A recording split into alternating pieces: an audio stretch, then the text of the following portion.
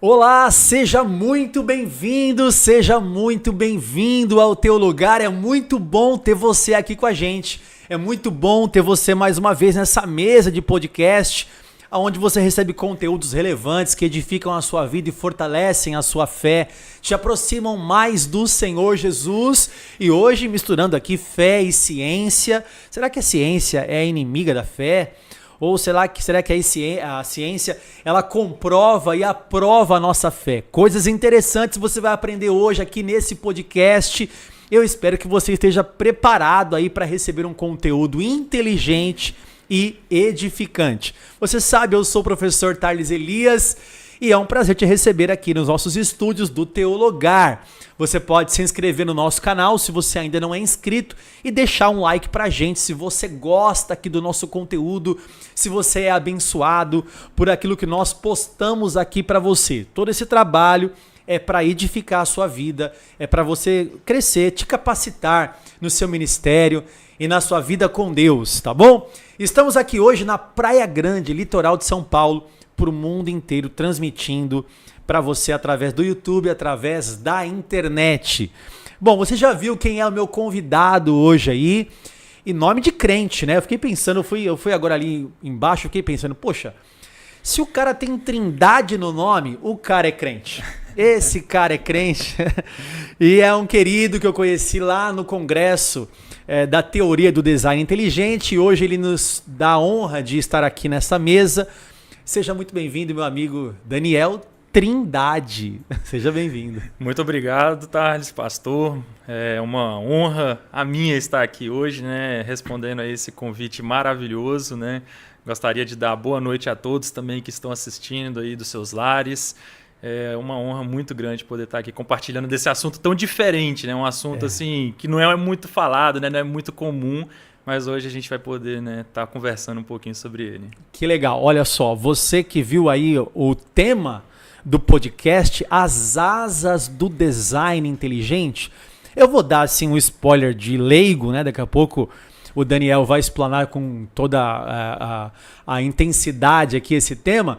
Mas as asas do design inteligente, nós vamos falar sobre as aves e como as aves e a estrutura e a complexidade das aves evidenciam um criador por trás disso tudo, né? Será que é a obra do acaso ou será que é obra de um designer inteligente? Nós vamos falar sobre isso para você que gosta de podcast inteligente, podcast interessante, que faz você crescer, que faz você pensar.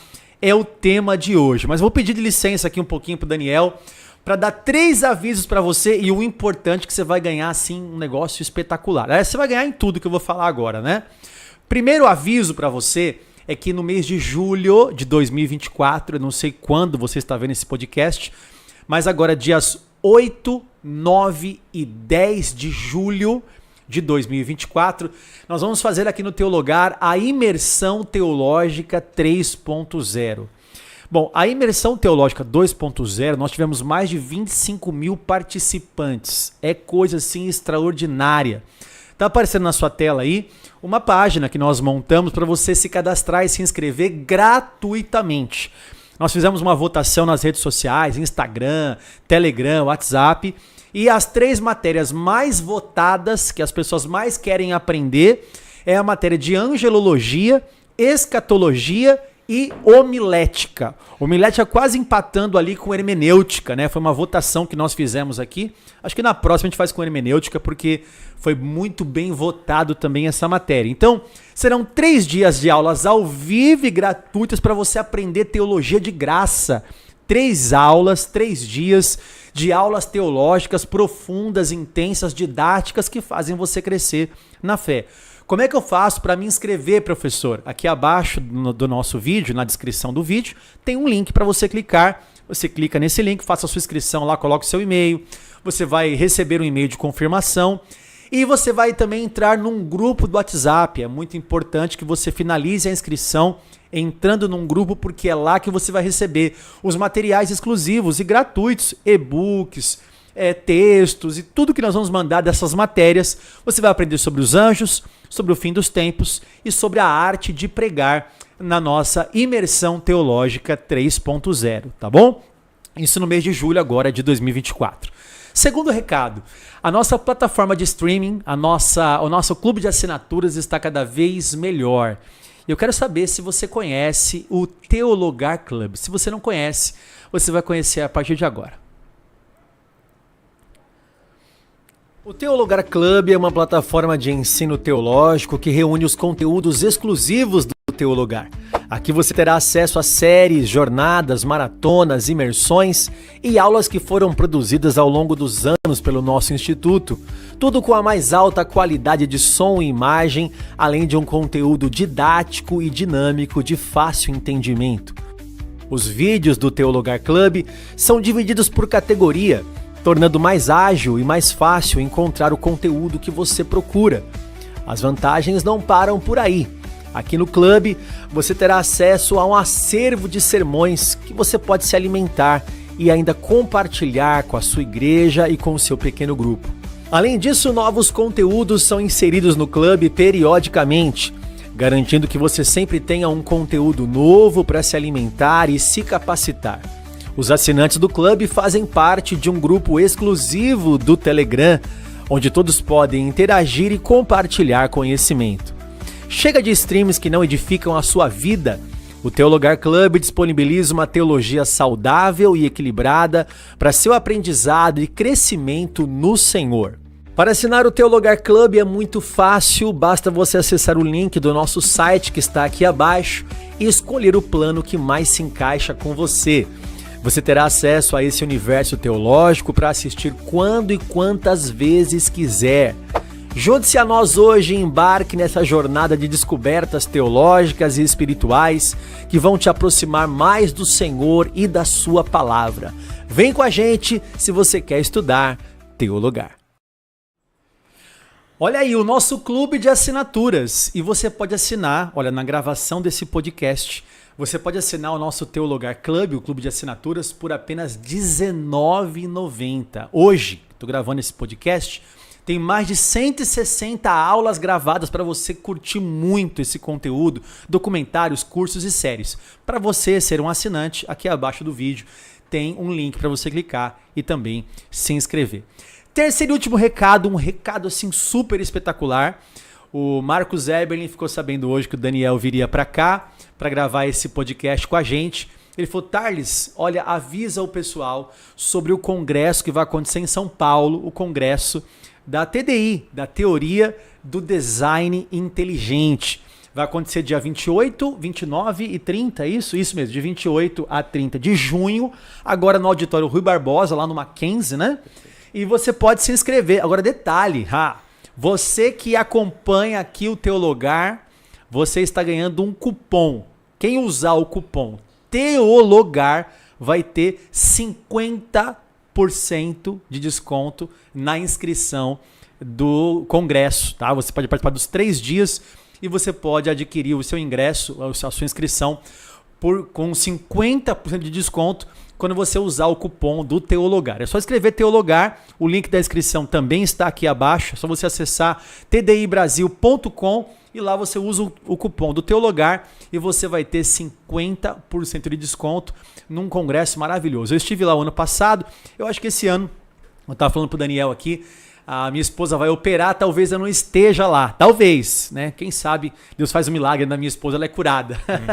Mas aí eu estarei lá com vocês também, tá bom? Te vejo também lá na teoria, no congresso da teoria do design inteligente, tá certo? Bom, recados dados. Vamos começar aqui a engrossar o nosso caldo, Daniel.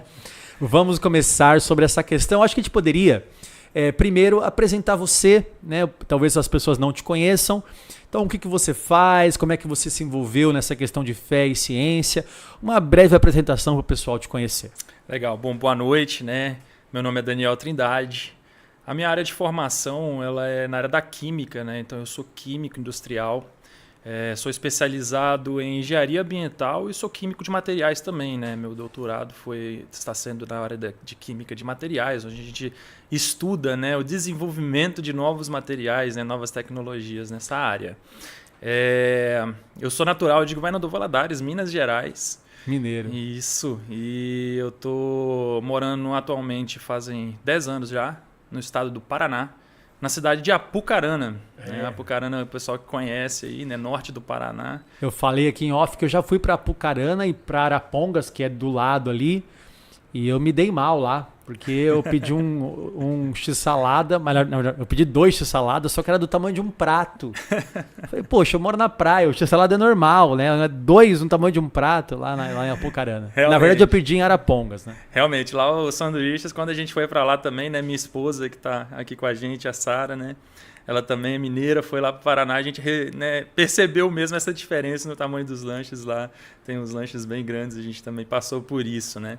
Então você é o cara especialista em tabela periódica. Isso, né? Podemos colocar dessa forma. Né? Eu costumo dizer, né, que quem estuda química tem uns parafusos a menos, né? Porque é uma ciência assim que eu vou te falar, viu? É complicada, viu? Mas o é uma Marcos maravilhosa. fala que tudo é química e química é tudo e tudo é química, Exatamente. Né? Essa frase dele é magnífica, né?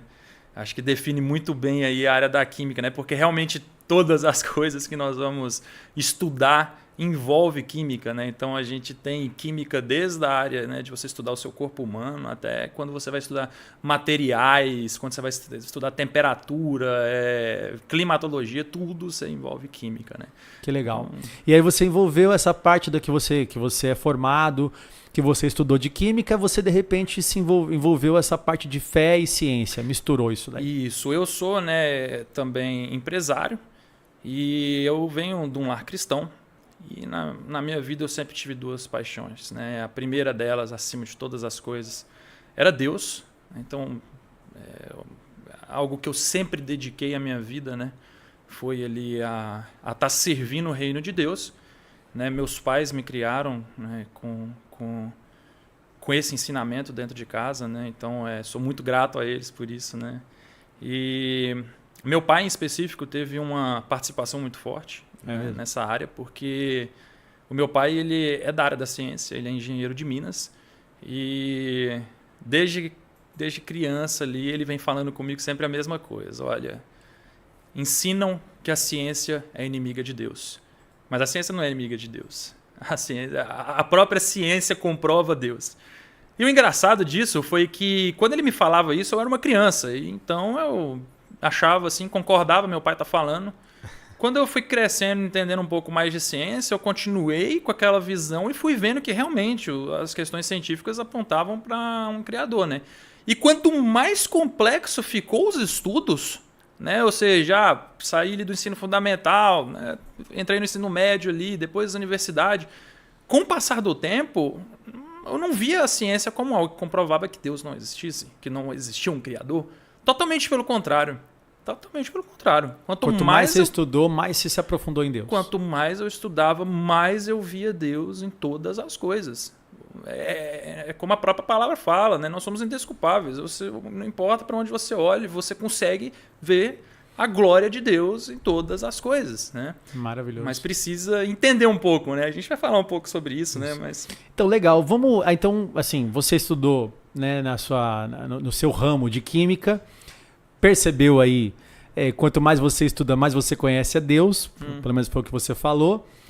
Mas vamos entrar no tema, então, para a gente entender esse tema de as asas do design inteligente.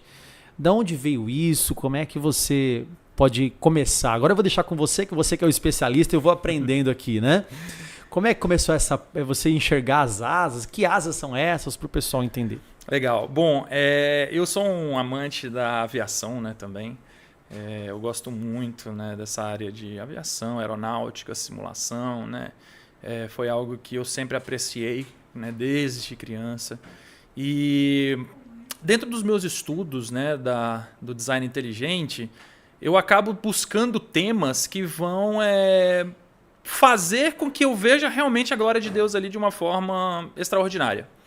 E eu costumo buscar temas os quais me chamam a atenção. Então, já estudei algumas áreas, seja da bioluminescência, emissão de luz pelo ser vivo, né? E uma delas, né, que foi inclusive do ano passado, o congresso que eu apresentei no ano passado, o tema que eu apresentei, foi exatamente esse dos pássaros, né, das aves. Porque eu olhava para um avião e eu entendia daquilo. E eu falava assim, olha, você montar um avião e fazer ele sair do chão e voar é algo bem complexo, é algo bem difícil. né? Difícil. Você precisa de uma tecnologia avançada, você precisa de uma compreensão de aerodinâmica, você precisa de peças específicas, você precisa de combustível, né? Precisamos de muito conhecimento aeronáutico e muito esforço, né, da nossa inteligência para compreendermos a mecânica, né, de voo, né? Assim também como construir, né, aqueles grandes, né, aviões tão magníficos que nós temos hoje. E de repente, eu olhando para um pássaro, eu falei assim, mas calma aí. Para poder ter um avião, eu tenho que ter um projeto de muitos e muitos anos que os seres humanos tentam sair do chão e toda aquela coisa difícil. 2 pilotos, né, para poder pilotar um avião, fora todos os equipamentos, dependendo de energia, toda aquela coisa, e estudo, né? Os pilotos precisam ter estudo na área da aeronáutica. Como assim? A ave está voando ali e eu comecei a observar aquilo e falei assim, mas calma aí, o avião ele tem uma estrutura rígida. Ela é fixa. Sim. Então, todas as partes delas são fixas ali, né? Você tem pequenas partes que se movem, né, ali. Alguns aviões específicos, a asa é um pouco móvel, mas pouca coisa. E isso faz o quê? Isso faz com que o centro de gravidade esteja sempre no mesmo local, né, e tudo mais. Então, fica simples. As aves não. As aves, todas as partes são móveis, né? Vamos colocar dessa forma. Sim. Então, é muito mais complexo. Eu comecei a falar assim... Cara, isso aqui não tem como acontecer ao acaso. Como podemos observar isso de várias e várias outras formas em vários outros organismos, né? Com um avião não acontece por acaso. Não tem como. Você precisa de um projeto. Dentro do design inteligente, inclusive, né, nós costumamos dizer o seguinte, eu consigo claramente detectar algo que foi projetado, né? No design inteligente, por exemplo, a gente não consegue pegar o projetista e colocar dentro do laboratório. Eu não consigo pegar, por exemplo, Deus e colocar dentro do laboratório, mas eu consigo pegar todas as obras aqui, né, tudo que está construído, que está feito aqui, a obra das mãos, né, desse Deus, desse Criador, desse projetista, eu consigo colocar dentro do laboratório e estudar. E nós conseguimos saber o que é um projeto. Né? O que seria um projeto? Vamos né, destrinchar um pouquinho esse assunto. Né? Vamos falar o exemplo do avião mesmo. Para a gente montar um avião, você não pega e simplesmente começa a montar um avião. Pega essa peça, junto essa aqui, e você tem um avião pronto e acabou. Não. Tem que estudar as medidas antes. Perfeito. Fazer uma planta, não sei, um projeto, um desenho, um AutoCAD ali. Perfeitamente. Você vai ter que ter toda uma equipe de engenheiros que entendem das suas determinadas áreas. Eles vão estudar, né, as suas determinadas áreas, fazer os cálculos, né, de peso, material que vai ser utilizado para construir aquele avião, né, qual que vai ser a velocidade dele, as angulações das asas, todo o cálculo estrutural do avião para conseguir saber se ele vai ou não sair do chão. Né? Então isso se chama projeto. Você calcula tudo antes para depois você construir algo e você testar se aquilo ali vai funcionar. Certo. Essa é a metodologia hoje que, vamos fazer de uma forma resumida, nós, seres humanos, aplicamos. Primeiro calculamos, depois fazemos os protótipos até conseguirmos o protótipo mais eficiente, né? E depois vamos fazendo melhorias futuras nesse protótipo. Né? A natureza não tem essa chance. É igual, vamos dizer assim, a evolução ela não tem tempo para isso. Né? Sim. Você está falando que esses animais eles dependem, né, do funcionamento desde o início para a sua sobrevivência. Não tem como involuir alguma coisa que vai dar errado, né? Não tem como você ter... A gente costuma dizer que ela não tem tempo. Por exemplo, vamos usar um exemplo da coagulação sanguínea. Se você não tem um sistema de coagulação sanguínea desde o início, você morre de hemorragia. Sim. E o sistema de coagulação sanguínea, que é uma cascata altamente complexa, né? Você não tem milhares e milhares e milhares de anos para poder desenvolver aquilo. Ela tem que estar ali, porque senão Pronto, o primeiro corte morria, você entende? Então, vamos colocar aqui, a evolução não tem tempo, né? O tempo ele é contra a evolução, ele não é a favor, né? Igual pensam, né? O tempo ele é algo que vai contra a evolução. Então a ave ela tinha, isso tudo a gente está falando, né, da parte de mecanismo, certo? Né? Agora entra a parte da inteligência, né? Então, a gente podia fazer também, eu sei que você trouxe alguns slides super legais. Sim. A gente podia acompanhar os slides também, não sei o que você prefere, se quer falar antes, se quer colocar os slides, o que você prefere? Podemos colocar os slides sim. Então, a gente vai colocando aqui na sua tela, pessoal, vai aparecer também. E aí, aqui, apareceu pra gente aqui também. E aí você vai falando e o pessoal vai acompanhando também lá em casa. Aqui as asas do design inteligente. Aí você fala, passa e ela vai passando lá para você, Dani. Você comanda aí. Perfeito. Antes de começar, posso te presentear? Opa, você me falou, rapaz, é muita coisa na minha cabeça, eu tô ficando velho já. Ele falou que tinha uma lembrança pra me dar, um presente pra me dar, e eu falei, poxa vida, tô aqui pronto pra receber. Eu trouxe uma lembrança, né? Como eu comentei com o senhor, meu pai ele é engenheiro de Minas, né? Certo. Ele é apaixonado por minerais. Ah. E ele acabou transmitindo essa paixão pra mim também, né? Desde criança ali, eu aprendendo, né, sobre minerais ali com ele, né? É a área de estudo dele. E essa aqui, ela é uma rosa do deserto, também chamada de rosa da areia. Rosa do deserto. Isso. Rapaz, que legal isso aqui, meu. Ela é uma formação natural, ela é formada natural no deserto. Vem na minha câmera aqui, não sei se vai dar pra ver. Ó, eu vou fazer um esquema aqui, será que eu consigo colocar na câmera dele aqui, ó? Vê aqui, ó, não sei se vai focar, hein, vamos ver. Ó, olha lá, ó. Focou aí, hein, ó. Que coisa legal, meu. Eu vou te contar uma historinha depois sobre pedras também, vamos lá. Legal. E ela é formada, né, com sulfato de cálcio e água, né? Então você tem a evaporação, a mistura desses componentes ali e areia. E aí ela vai fazendo essa cristalização, né, natural no chão do deserto. É algo simplesmente magnífico, né? Meu Deus. E essa aí é do Marrocos. Do Marrocos, internacional o negócio aqui ainda. Olha, obrigado, Dani. Bom, é o primeiro presente. Eu não sou aqui um inteligência limitada que ganha presentes inúteis, né? Mas obrigado pelo presente. Gostei demais aqui. Vou deixar aqui para trazer sorte. Tô brincando, calma. Eu vou deixar aqui. Eu tô lembrando agora que eu tô aqui na Praia Grande. Que é só um parênteses aqui que eu posso falar o que eu quiser, porque o programa é nosso, né? Tô brincando. Aqui é um parênteses. Eu tô aqui na Praia Grande e aí eu vi uma concha assim, eu enfiei a mão na água, esperei a onda passar e quando eu levanto assim, na minha mão tinha uma opala de fogo. Uma pedra semi-preciosa que vem lá dos Andes, né? Depois eu fui pesquisar e tal. Mas assim, depois você pode pesquisar na internet aí, lindíssima, lindíssima. E ela desse mesmo tamanho. É impressionante que é desse legal. mesmo tamanho aqui. Muito legal. Muito obrigado pelo presente. Muito obrigado. De Marrocos, para fazer inveja com você que está assistindo. Legal. Bom, vamos lá. Continuando, né? Então, as asas do design inteligente, né? Falando um pouquinho aí sobre de onde surgiu, né, esse tema magnífico. Pode passar. Então, como a gente estava falando, a gente tem sempre, né, duas possibilidades. Causas naturais e ação inteligente. Então, uma coisa é projetada, a outra ela acontece de forma aleatória, não guiada, acidental. Eu até brinco, né, que se a gente olhar para o céu e a gente vê aquela nuvem, né, que às vezes a gente brinca com os nossos amigos, né, a nossa família, e fala, olha, aquela nuvem está me lembrando, né, um gatinho. Um elefante. Isso, um elefante, né? E aí a gente pensa assim, será que foi um artista?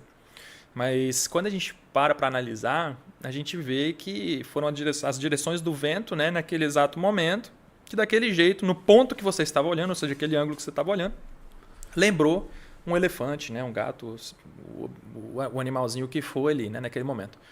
Então a gente chega na conclusão que causas naturais formaram aquilo. Sim. Mas vamos aproveitar que a gente está aqui em Praia Grande, né, vamos usar um exemplo do Castelo de Areia. Estou caminhando pela praia e vejo um castelo de areia magnífico montado na areia, né? E não tem ninguém naquela praia. A praia é deserta, totalmente deserta. Eu vou olhar, vou analisar aquele castelo de areia e vou ver ali torres, vou ver janelas, né? Vou ver ali portão, vários detalhes específicos naquele castelo de areia. E onde que eu chego na conclusão final, né? Será que eventos naturais poderiam construir um castelo de areia como esse? Não. Foi necessário o quê? Um construtor de castelos de areia. Ou seja, uma mente inteligente construiu aquele castelo de areia.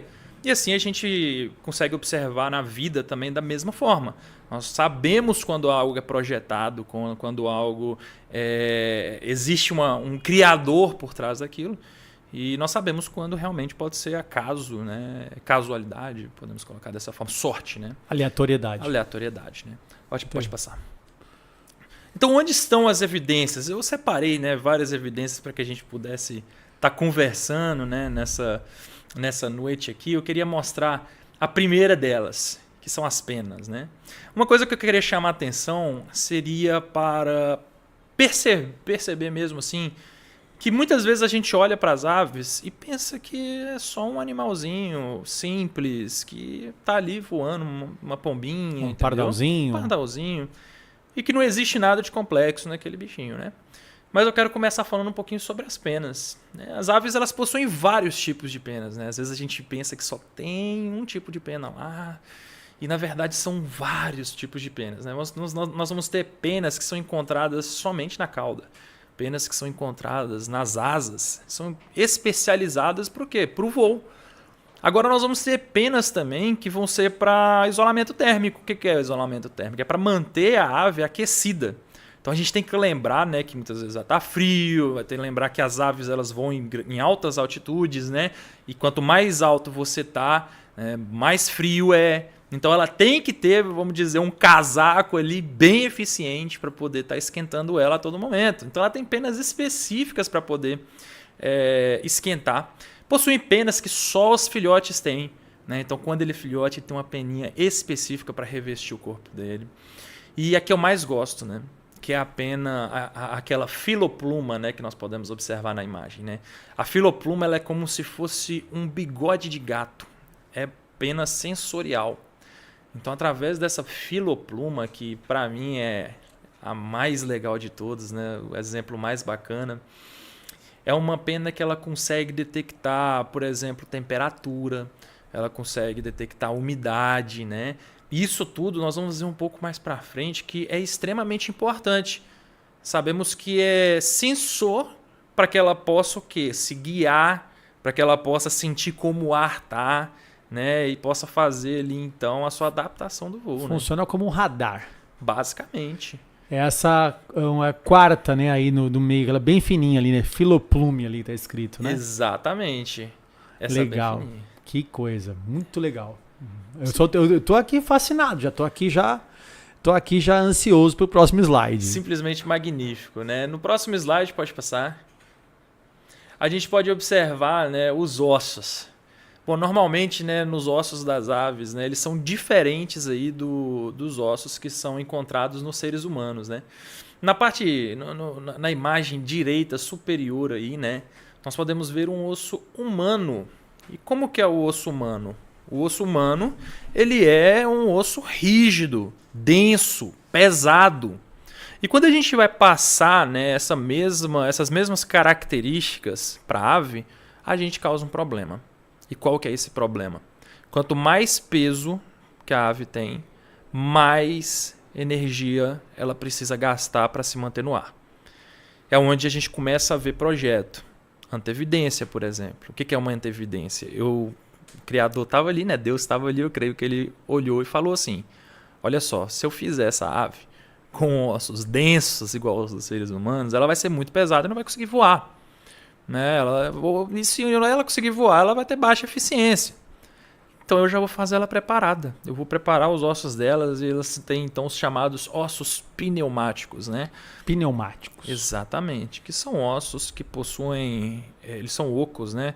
Quem conhece aí aquele chocolate soufflé, né? Sim. É como se fosse aquele chocolate, né? Ele é bem poroso por dentro. E a gente pode observar ele exatamente nessa imagem da esquerda, né? Onde mostra esses bolsões ali, onde é preenchido de ar. E aí faz com que a ave ela tenha um menor peso, né? Puxa. Quer dizer, poderia ser ossos igual os nossos, mas se fosse não voaria, né? Então tem uma indicação de projeto ali já. Com certeza, né? Você vê projeto de forma muito clara, você vê antevidência, né? Você viu que existiria um problema e esse problema tinha que ser resolvido antes. E aí, então, tem esses bolsões de ar encontrados aí no meio do osso dela, né? Que são chamados de ossos pneumáticos. É simplesmente maravilhoso quando a gente para poder observar, né, a perfeição desses pequenos ossinhos, né? Pode passar. Legal. Aqui nós temos algo que se chama quilha ou carena, né? E o sistema de polia, né? Então, observando a figura, nessa imagem da esquerda, na parte de baixo, tem um osso em forma de T, que é chamado ali, né, ele está com o nome ali, Keel of Sternum. Né? Esse osso aí em forma de T, né, de cor amarela, ele é o que é chamado de quilha ou carena. Lá embaixo, Pri, é o último lá, tá vendo? É com... Passa o mouse aí, consegue passar o mouse? Não dá. Ah, não aparece na apresentação, né? Tá, beleza, sem problema. É o de baixo lá, né? O Keel of Sternum ali. Isso, perfeitamente. Ele é um osso que só as aves têm. Ele tem essa forma de T, só que olha que interessante a importância desse osso. Né? Então ali na imagem da direita você pode ver ele por um corte lateral, né? Que é aquele ossinho em azul. E na imagem da esquerda você vê ele em amarelo. Na imagem animada, ele é responsável por fazer a ligação dos músculos responsáveis pelo bater da asa do pássaro. É simplesmente magnífico. É bem ali onde, né, a marcação tá mostrando, né? Então, assim, ali é feita então a conexão dos músculos, né? Esses músculos eles vão passar ali, vão fazer as suas conexões. E depois tem então o sistema de polia. Olha que interessante o sistema de polia. Então, na imagem animada ali você consegue ver esse sistema funcionando, né?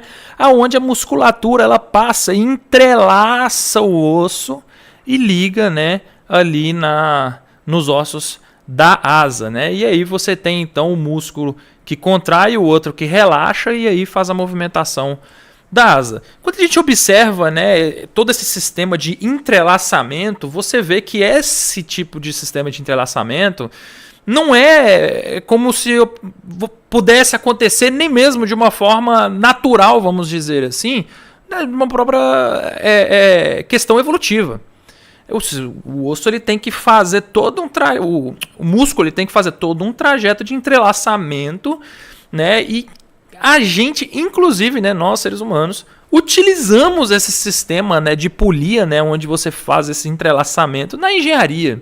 Sim. Então você fala um sistema de engenharia aplicado na ave, né? Algo simplesmente magnífico, é incrível. Quando você vê contornando ali, quando a gente vê esse GIF animado, né? E aí a gente vê contornando, o músculo contornando e da forma que tá batendo a asa ali agora, é fenomenal demais. Incrível, né? É algo demais, né? Hashamai me saprendo que vou de os céus proclamam a glória de Deus, né? Tudo que a gente vê, a criação proclama a glória de Deus. Exatamente, né?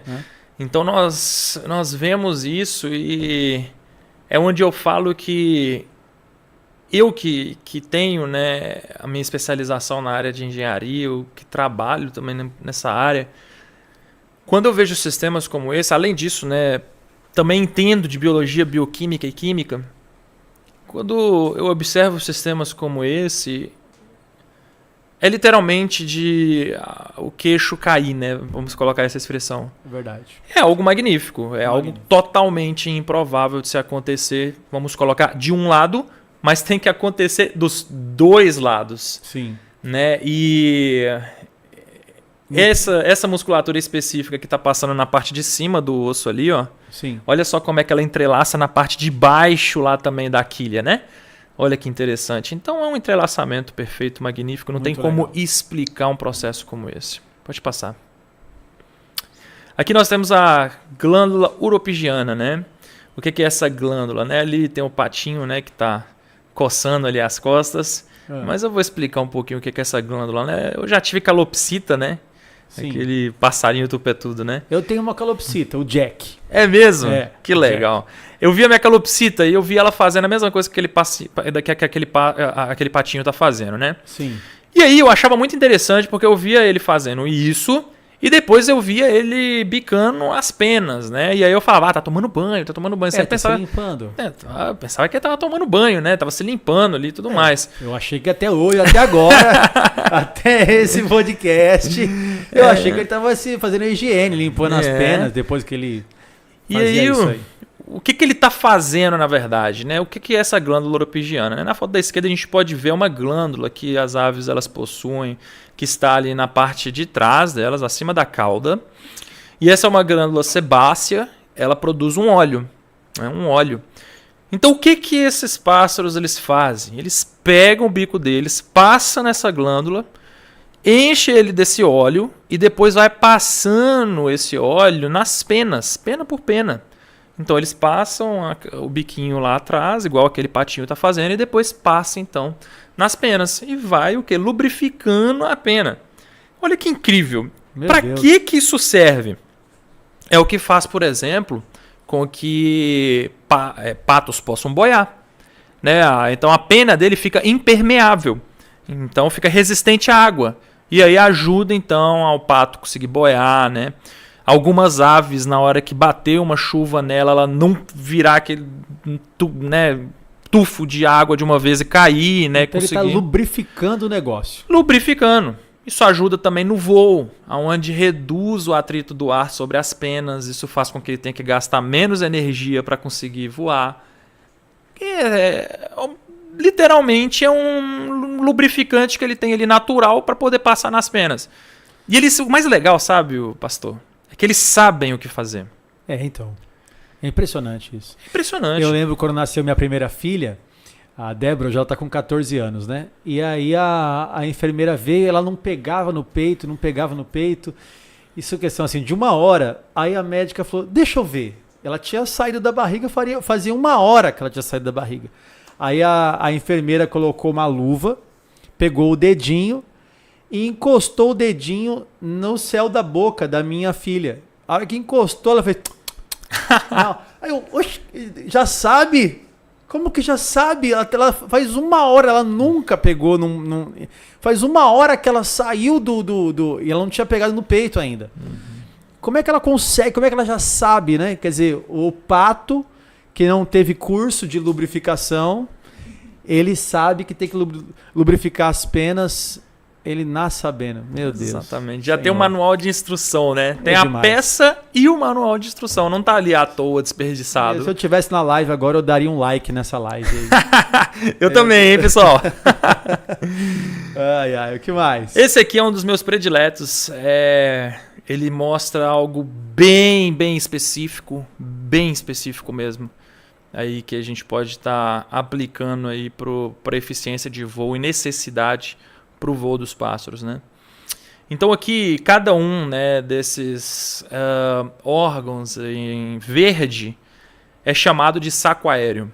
Sacos aéreos. Isso. E aí o que é esse saco aéreo, né? Eles estão interligados no pulmão e eles são fontes, né, de oxigênio para suprir o pulmão, né? Então basicamente eles estão alocados dentro do pássaro entre os órgãos, né? Então eles vão ficando em locaizinhos ali entre os órgãos, porque ele consegue encher e esvaziar. Estão ligados no pulmão e a respiração da ave é uma respiração totalmente diferente do ser humano, né? Que ela tá injetando oxigênio, mesmo em inspiração e expiração, é totalmente diferente. Agora, Daniel, por que você está me falando que isso é algo incrível? Porque sabemos que as aves elas voam, né, em altitudes, por exemplo, que o ar é mais rarefeito. E que se você tiver baixa oxigenação, né, o que é o rarefeito? Né? Você ter menos oxigênio presente no ar. E se você tiver baixa oxigenação, né, você pode chegar a um desmaio, você perde a sua orientação, né, você tem problemas graves ali de saúde. Né? E tanto que aquele pessoal que faz as caminhadas de montanhismo extremamente altas, quando eles chegam em pontos extremamente altos, como por exemplo lá no Everest, né, onde vai bem alto mesmo, eles têm que carregar o quê? Tanques de oxigênio para poder suprir a oxigenação que falta lá no ar naquelas altitudes, né? E aqui eles têm já então, né, preparados sacos aéreos ali, onde ficam injetando oxigênio para poder suprir qualquer falha de processo. Ele já tem ali já o galão de oxigênio ali já. Exatamente, dentro dele, pronto. Dentro, pronto já. Certinho, todas as ligações feitas, encaixadas nos lugares certos entre os órgãos, fazendo as suas ligações diretamente no pulmão. É algo simplesmente incrível. A gente começa a pensar, poderia então ter surgido isso ao acaso? Será que essa ligação aí, qual que seria a necessidade disso? Será que a entrada desse saco aéreo seria direto no pulmão? Poderia ser em qualquer outro lugar, né? Então teria várias e várias outras opções, né, para isso poder acontecer, que não fosse dessa forma. Só que dessa forma a gente vê, só nessa imagem, a gente está vendo mais de 6 sacos aéreos. É uma complexidade difícil de ser aleatória, né? Totalmente. Ou por acaso, né? Totalmente. Difícil Isso aqui mesmo. coloca completamente Darwin em xeque. Verdade. Isso não tem como acontecer de uma forma não planejada. Você vê propósito, você vê planejamento, você vê função, né? E tudo isso que a gente vê, propósito, planejamento e função, é o quê? É mente. Evidência de um... É evidência de um projeto, de uma mente inteligente. Maravilhoso. Pode passar. O que mais? Aqui nós temos os olhos, então, né? Nos olhos, elas possuem um tipo de célula cone a mais do que os seres humanos. A célula cone é, então, uma célula localizada no olho, né?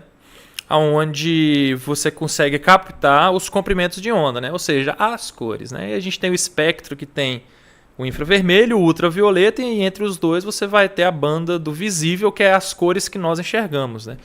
Eu costumo brincar que eu falo que o mundo, então, das aves deve ser muito mais bonito do que o nosso, porque devido a esse tipo de célula cone a mais que elas têm, elas conseguem enxergar numa banda do ultravioleta. Então ela passa o ultravioleta. Isso, ela enxerga o ultravioleta mesmo. Meu Deus. E aí ela consegue enxergar, por exemplo, ali ó, na imagem da direita, se você olhar na parte superior, ali faz mais ou menos como seria a mesma ave sendo vista por um olho humano, no caso da esquerda, e no olho da ave.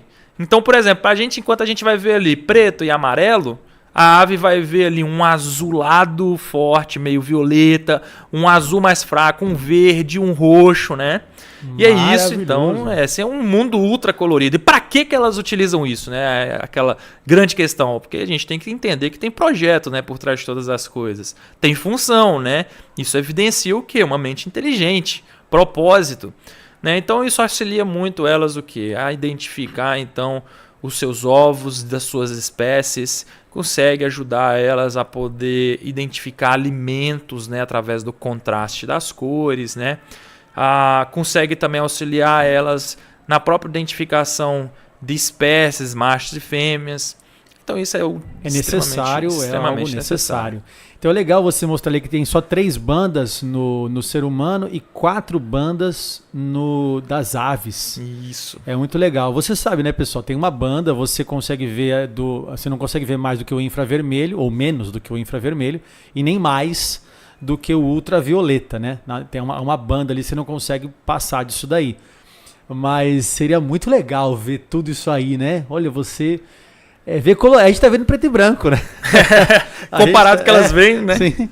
E a gente tá vendo preto e branco. Muito legal. Quer dizer, e tem propósito, tem projeto nisso. Exatamente. O Marcos Eberlin tá mandando um recado aqui, ele dizendo assim: grande Daniel, um show de argumentação lógica à luz da mais pura ciência, a boa ciência que segue os dados, aonde quer que eles nos levem. Então o Marcos está comentando aqui. Um grande abraço ao Marcos Eberlin. Saudade, Marcos. Tô aí perto de você hoje, hein, Marcos? Aqui em Praia Grande.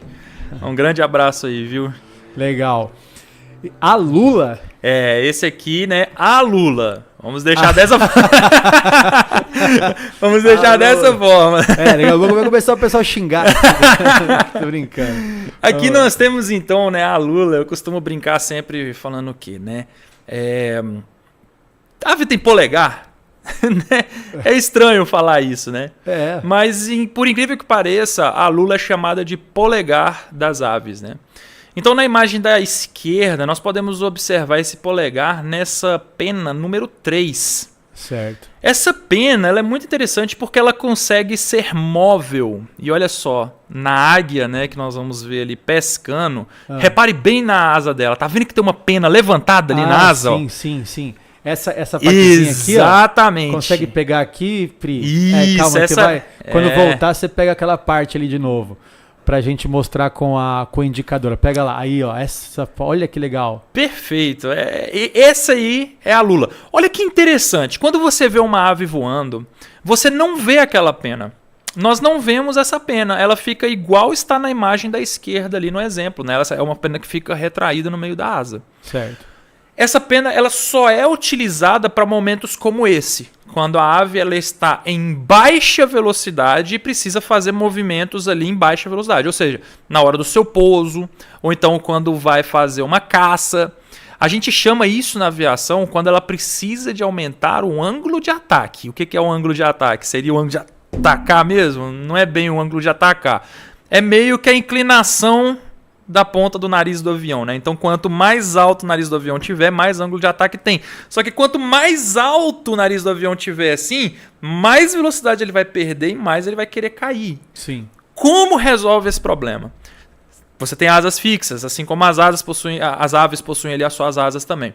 Elas têm essa pena que modifica, então, a angulação do fluxo de ar que vai ter naquela parte da asa, que vai dar mais sustentação a ela em baixas velocidades. Ou seja, ela vai conseguir se manter no ar mais facilmente em baixas velocidades.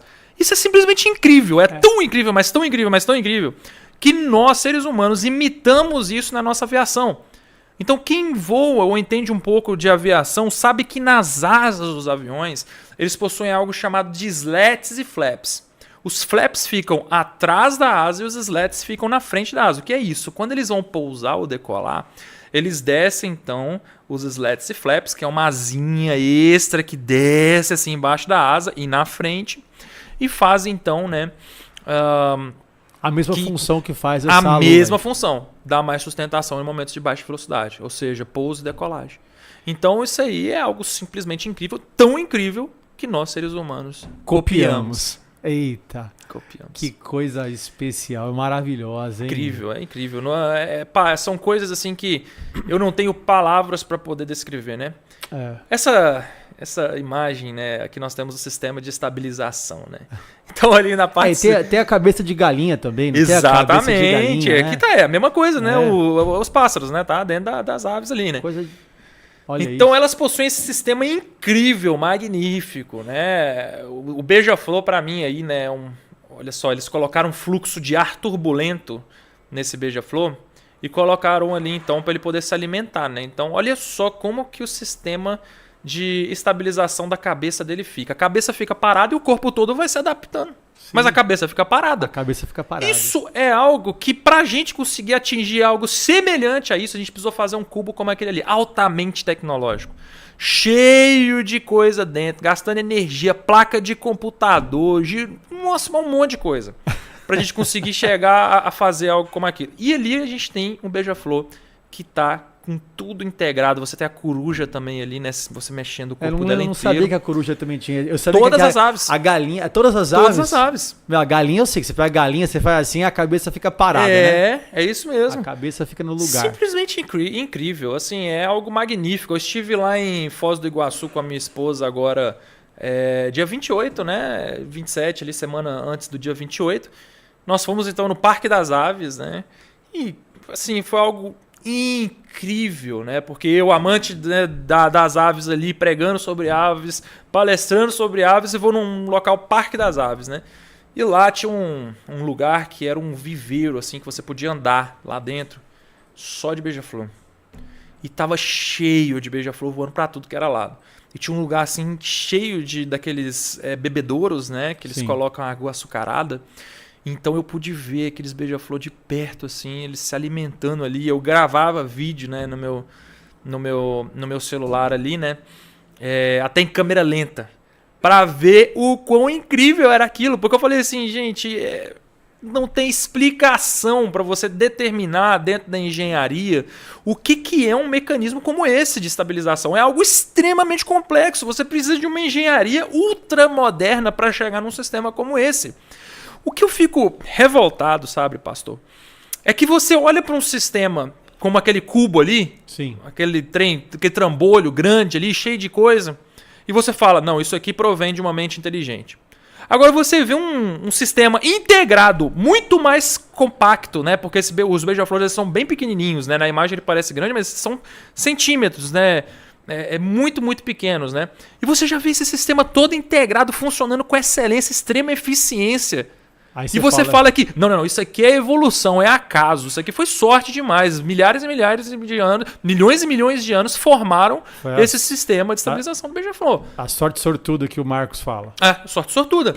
Teve muita sorte? Não, gente, o sistema mais complexo, claramente, ele é um sistema provindo de um projeto, de uma mente inteligente. E nós, outras mentes inteligentes, estamos imitando o melhor sistema de todos. O sistema mais eficiente de todos, que é o criado a princípio, né?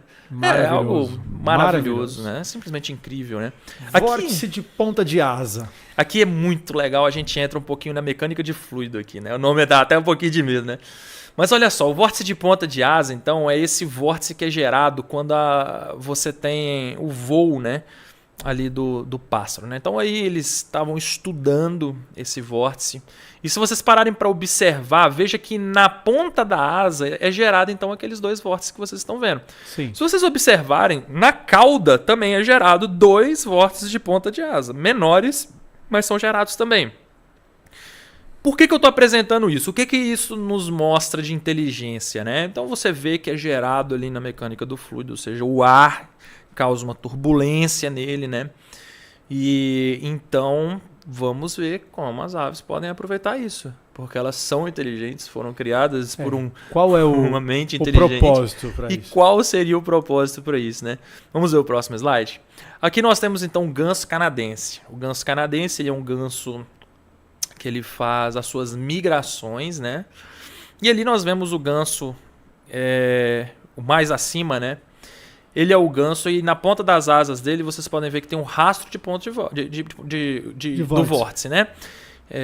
O vórtice de ponta de asa ali. Então, se a gente olhar para aquela linha onde tem as setas, tá? Você vai ver setas vermelhas e setas azuis. O que são as setas azuis e as setas vermelhas? A direção aonde o ar está apontando. E a força dele.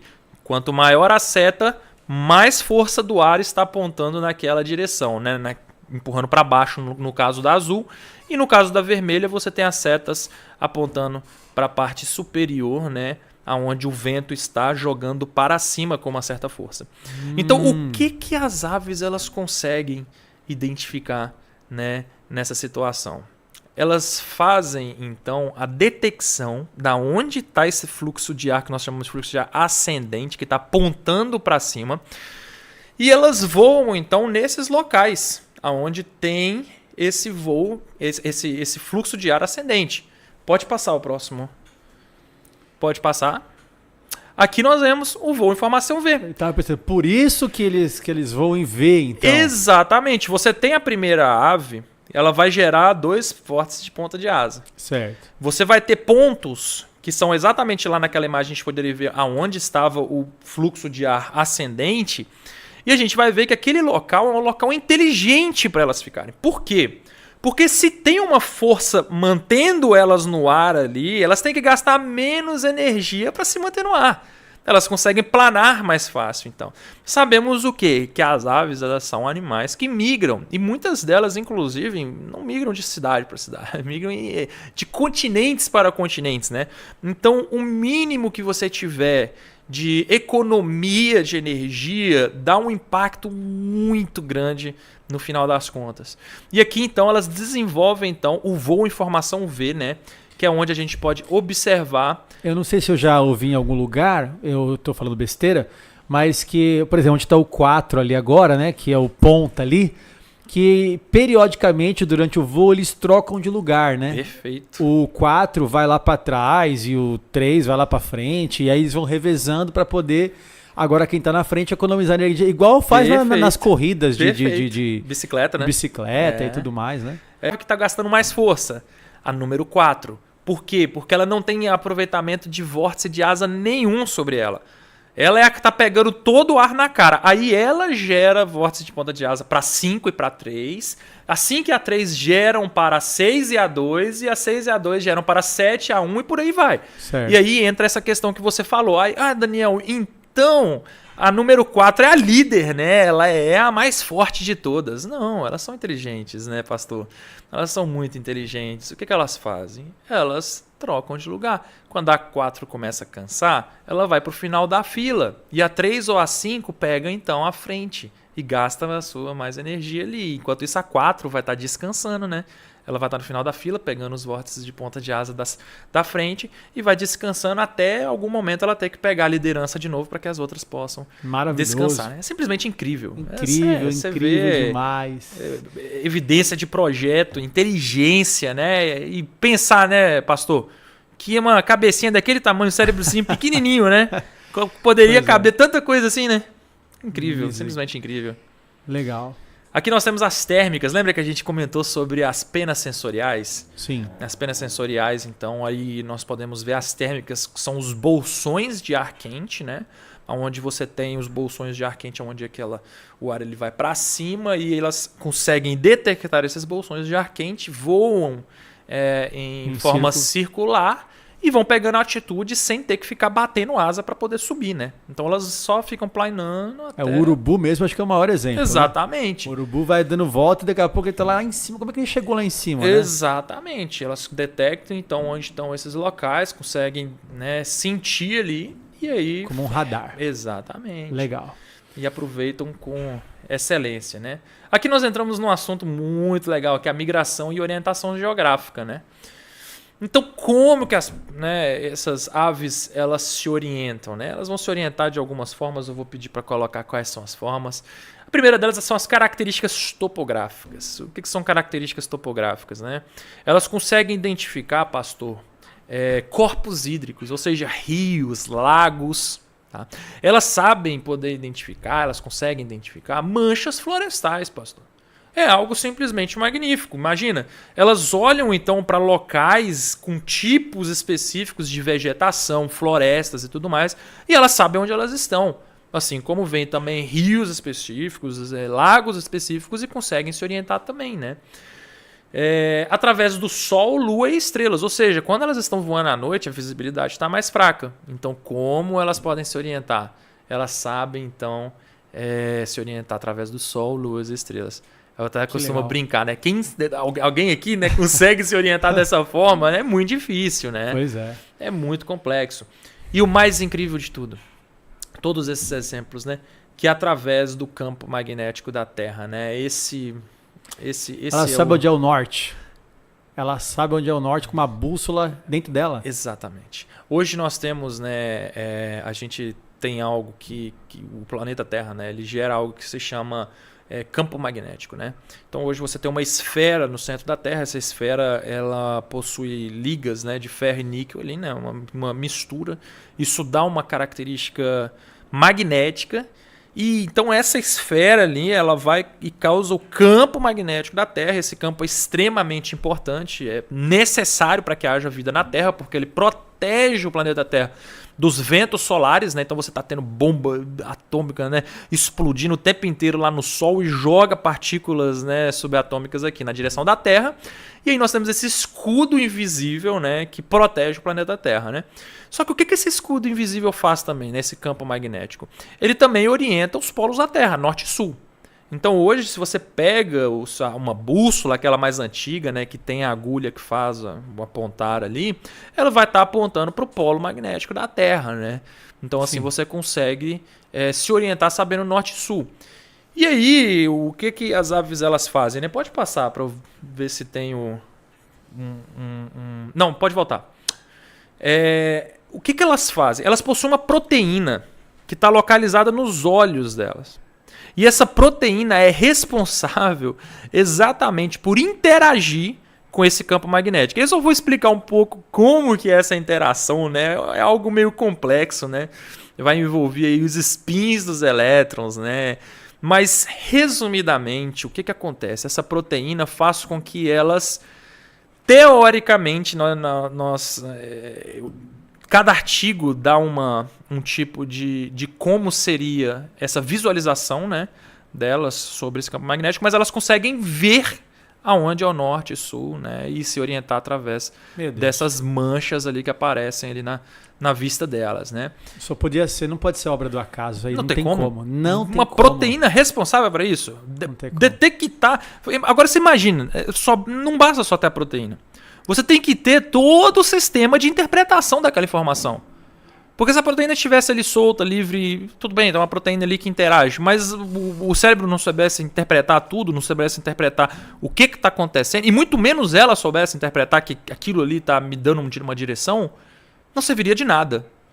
Então o manual de instrução e todas as ligações feitas para que pudesse isso ser transmitida, essa informação ali para ela conseguir processar, é algo surreal. Acho que a palavra seria essa. É algo que, se você for colocar isso dentro de um acaso, você não consegue palpar isso, né? E aqui, né, nessa imagem eu costumo mostrar o que nós, seres humanos, precisamos para poder fazer um voo. Então nós precisamos de 2 pilotos. Nós precisamos de... Só alguns botões só. Vários botões. Esses 2 pilotos têm que ser altamente treinados para poder entender de física. Nem no meu carro eu consigo mexer no multimídia do meu carro. A gente não consegue mudar. É algo assim. Até mexer no celular, meu Deus do céu. GPS para tudo que é lado. E olha só, gente, eu vou falar para vocês. Imagina todo esse sistema integrado no cérebro daquele passarinho. Já tá tudo lá. Tá tudo lá. O radar já tá lá, e o sensor. E digo mais eficiente, pastor. Mais eficiente. As asas, a lula, tudo já pronto, já dentro lá daquele bichinho tão pequenininho que dizem que nasceu de uma ameba primordial. Exatamente, né? Somos filhos da ameba, né? Ah, meu Deus do céu. Então, meu Deus do céu. Então, espécies curiosas. Espécies curiosas. Agora Agora é curioso. Agora eu gosto muito. Aqui a gente vai falar sobre o pássaro do paraíso, né? São espécies, né, de pássaros do paraíso, né? E eles possuem características incríveis, né? Então esse é o Victoria's Rifle Bird. E aqui você consegue ver ele por 2 ângulos. O da esquerda, você vê ele pela frente. Olha a dança que ele faz, pastor. Você se considera um bom dançarino, pastor? Eu não. Eu jogo capoeira. Dizem que capoeira é uma dança, né?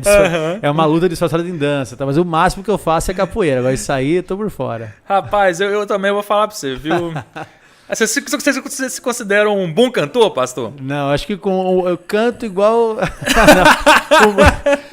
Como cantor, eu sou um bom teólogo. Então a gente pode dar a mão aqui, viu, pastor? Porque eu vou falar pra você, eu também tô nesse grupo aí, viu? Esses pássaros, pastor, eles são excelentes dançarinos e excelentes cantores. Aí a gente vai ver um pouquinho disso um pouquinho mais adiante, né? Aqui nós podemos observar o Vogelkop Paradise Bird, né? É uma outra espécie. Olha que incrível! É muito legal. Olha, pastor, parece que ele está vestindo uma nova roupa ali naquele momento ali para poder fazer aquilo, né? E olha esse mesmo pássaro, esse aí que vocês estão vendo aí, ó. Esse é diferente do anterior, tá? Certo. Mas o próximo é igual a esse aí. Pode passar. Aquele passarinho ali, ó, que vocês estão vendo, é exatamente aquele que vocês estavam vendo antes. Esse aqui da esquerda. Olha nessa foto da direita, que interessante. Se você puder marcar exatamente esse ponto aqui, ó, e mostrar para o público esse pontinho aqui, ó. Isso, um pouquinho para a direita, do outro lado. Isso aí, bem aí. Tá? Isso aí é o olho dele. Certo. Olha que incrível. Tá vendo que na parte de cima ali, porque ele tem aquela pena... Eu achei que o olho era aquele negócio azul ali. Então, ele tem né? aquela plumagem ali azulada, né? E essa plumagem, ela fica escondida. Ela fica escondida. Olha só, na imagem da esquerda, aquilo ali é quando ele tá normal. E aí ele começa a se transformar daquele jeito ali na direita ali, ó, para poder fazer a dança dele, para poder começar o show dele, para ele poder conquistar a amada dele. Eu falei, meu Deus, se eu tivesse que conquistar a Sarinha dançando e cantando, esquece.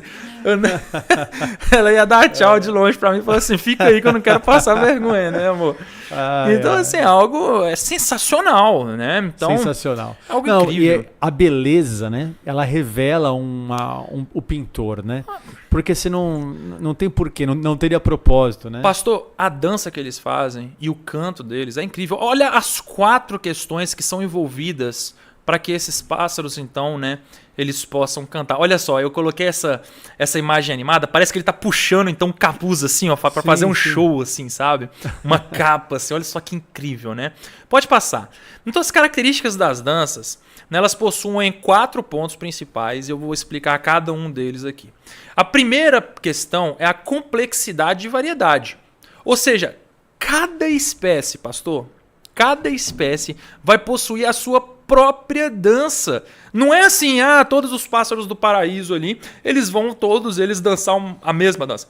Não, cada espécie vai possuir a sua coreografia. Legal. Eles utilizam então pulos, giros, poses, pastor. Quando você vai ver eles dançando, eles fazem não somente os pulos e os giros, mas eles fazem poses, sabe? É simplesmente incrível. Movimentos diversos, né? Por vários ângulos. Tem pássaros né, pássaros do paraíso, né? Que eles fazem a sua apresentação, eles colocam a fêmea acima deles, assim, ó. Onde eles fazem a apresentação deles para ela ver por cima o que ele faz com o jogo de cores e as penas dele ali, que só dá para ver por cima. É algo simplesmente magnífico, né? Legal. Então, um outro fator muito legal que eles utilizam é o uso das plumagens, né? Ou seja, plumagens com cores exóticas, como a gente pode ver, né? Esse azul brilhante, né? Que é o que a gente consegue ver com as nossas 3 camadas aí, exatamente, né? De banda. Exatamente. Eles podem inflar suas penas, né, abrir caudas como leques ou criar padrões visuais complexos. Agora você imagina, olha quanta coisa tem envolvida só nesses 2 tópicos que a gente viu. Meu Deus. É muita coisa. É muita coisa. Movimentos coordenados, danças coreografadas e complexas, contendo movimentos precisos. Olha só que interessante, pastor. Em sincronia com vocalizações e outros sons. Então eles sabem dançar e ao mesmo tempo que eles vão dançando na coreografia que eles estão fazendo, eles também vão cantando.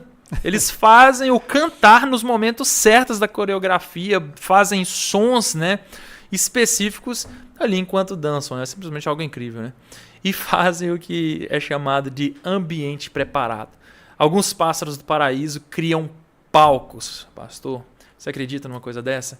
Tem uma espécie que ele vai andando assim, ele escolhe o lugar, e aí ele vai nesse lugar que ele vai fazer a apresentação dele, e ele limpa o lugar inteiro, pastor. Ele tira todas as folhas. Gente, é algo incrível.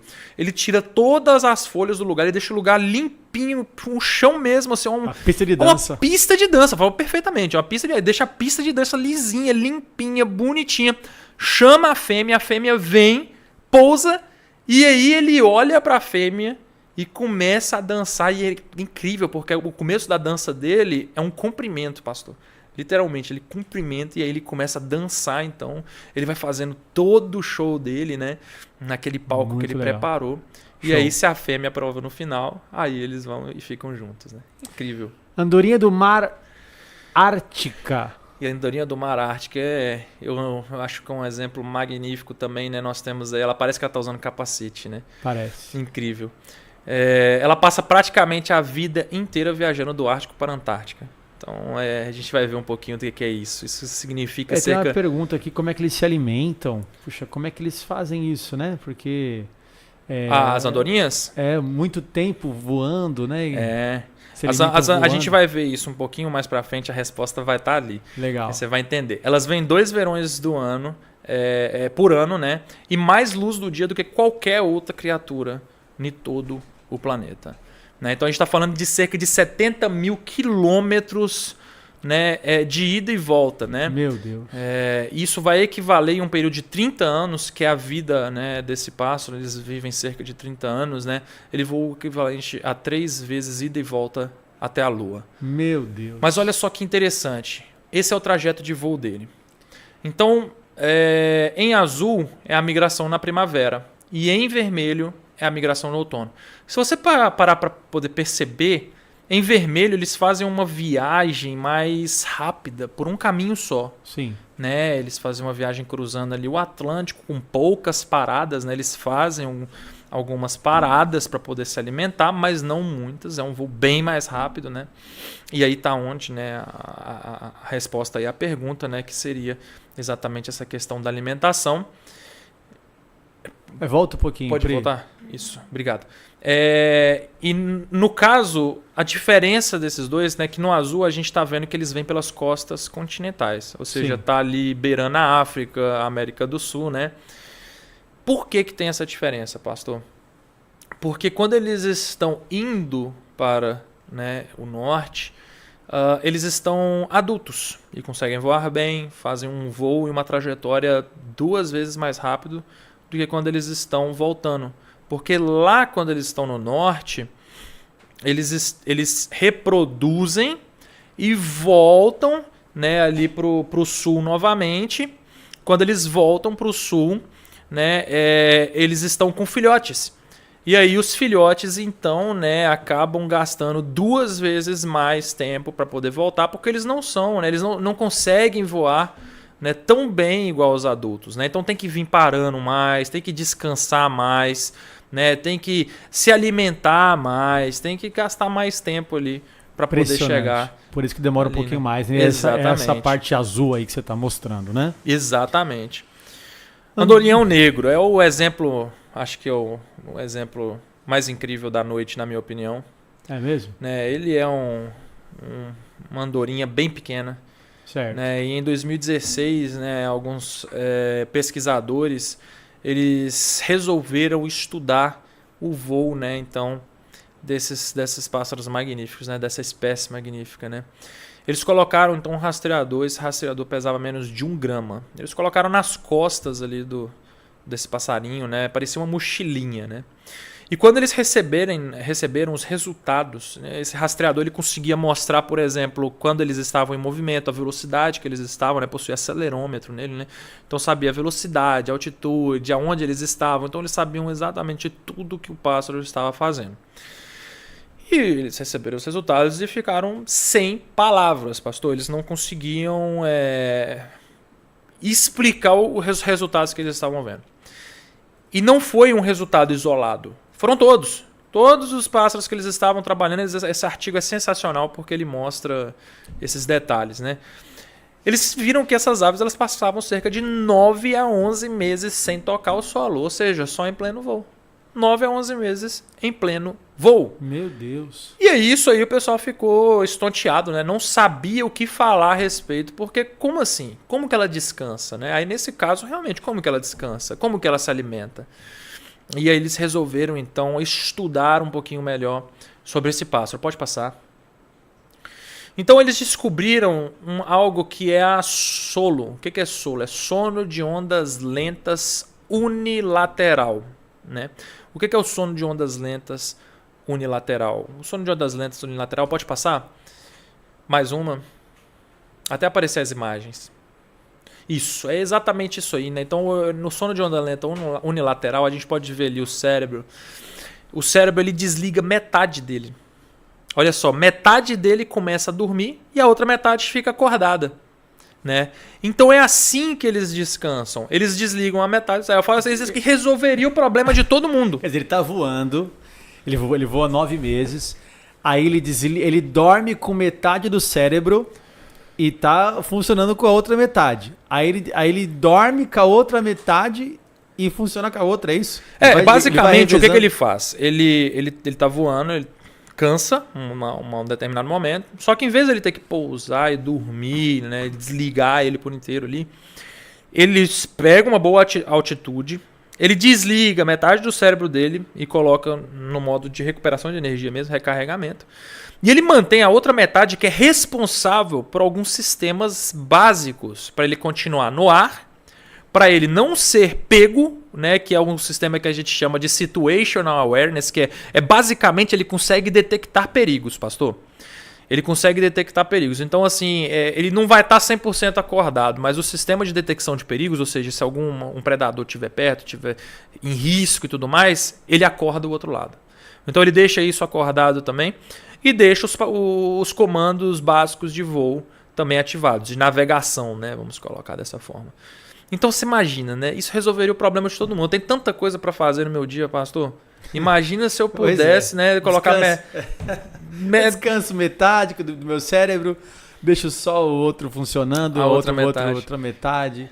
É fantástico. Resolveria mesmo o nosso problema. E 10 centímetros ali eu vi, né? 10 centímetros ali. E aí você tem, por exemplo, a alimentação. Como que se alimenta? Ele tem que se alimentar em pleno voo, porque ele também não pousa, né? É igual a gente falou, 9 a 11 meses. Sim. Pegando pequenos insetos. Os nervos ópticos dele, né, dos olhos, eles são extremamente curtos, para rápida resposta. E são olhos especializados em conseguir identificar pequenos insetos. Então eles detectam esses pequenos insetos e vão, pega ele em pleno ar, em pleno voo. E continua. E vida que segue. Vida que segue. É algo simplesmente magnífico. Surreal, cara. Surreal. Que mais? Podemos passar para o próximo slide. É a mesma coisa ali. Aqui, já caminhando para o final, né? Bioinspirações. As bioinspirações, que são bioinspirações, né? São tecnologias desenvolvidas pelos seres humanos que antes foram inspiradas através da natureza, né? Então aí a gente tem os winglets, que são dobras nas pontas das asas para reduzir o arraste gerado pelo vórtice, né? Então ali a gente tem na ponta das asas dos nossos aviões modernos, né? Aquela dobra na ponta da asa. Isso foi inspirado ali nas asas, então, da águia careca, né? É o símbolo símbolo dos Estados Unidos, né? E somente uma mudança como essa, pastor, olha só que incrível, né?